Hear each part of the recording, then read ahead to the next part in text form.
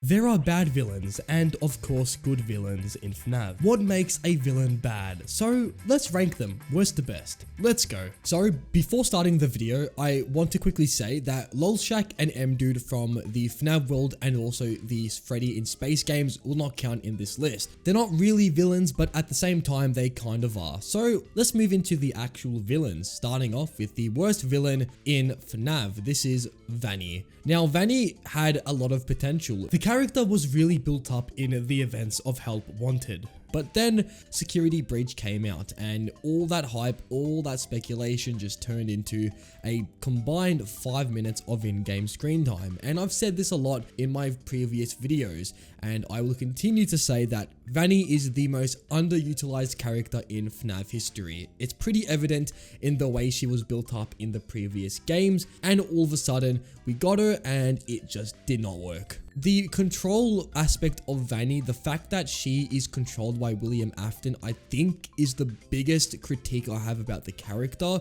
Although it's cool that William is technically controlling Vany, it's just kind of lazy and it makes it so she doesn't really have much personality beside being the person who is controlled by William. Just a character that is very misunderstood. They could have done a lot of things with Vany, and I do think the fact that there is a character like Vany that kind of, even after the events of FNAF, continues the MCI or continues the mystery of Freddy's is cool on surface, but when it's executed in a way that's very poor, like the way Security Breach did, Vany feels more of an anomaly, something that shouldn't be there but is, and it just feels very off. So Vany definitely is my least favorite FNAF villain. So let's move on to the next villain, or should I say villains, as we have the bullies from FNAF 4. And yes, I am putting the bullies above Vany, which I think goes to show just how much I dislike Vany's character. I mean, they're literal kids, right?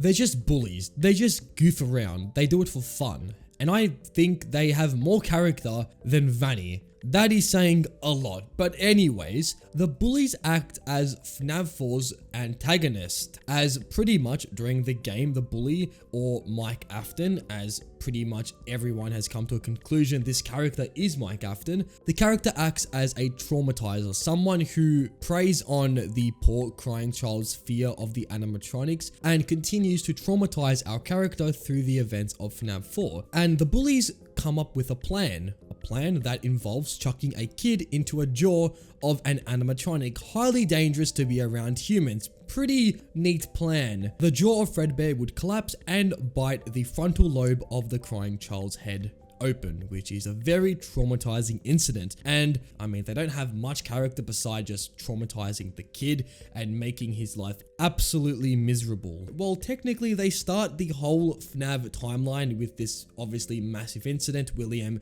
goes insane. They are better than Vany, and that's about it. Let's move on to the next villain on the list. This is Cassidy. Cassidy is the Venville Spirit, the one William should have not killed. Even after being killed, she chooses to stay in the mortal realm just to traumatize and haunt William for his actions. Cassidy puts William into an eternal purgatory where he cannot escape. Her whole character is to forever traumatize this one person, and I have to say, it works pretty well. She is a terrifying villain, one who has unlimited amount of anger and can continue to persist even after being dead. I mean, that's scary stuff. She is a very decent character. She doesn't have much character beside just being very vengeful. I mean, it's in her name, the Venville Spirit, and I think that does enough. I mean, there's not much more you can ask for this type of villain. She just does her job, and she hates the protagonist, because William is technically the protagonist in UCN. This is terrifying, man. This looks like something that you do not want to see coming from a child's face. Very terrifying stuff. Next on the list is the Mimic. Now, the Mimic is the antagonist for Rune and technically Security Breach, because we're going to act like Security Breach didn't happen. The retcon in Rune pretty much made it so Burntrap is the Mimic. After the curator's son dying in a tragic car accident, the owner just slashed at the machine and eventually it would embody all the bad emotions that were poured into it when it was absolutely destroyed by the creator. Really dark stuff. And it is something that looks terrifying. First of all, the Mimic's design, pretty nice.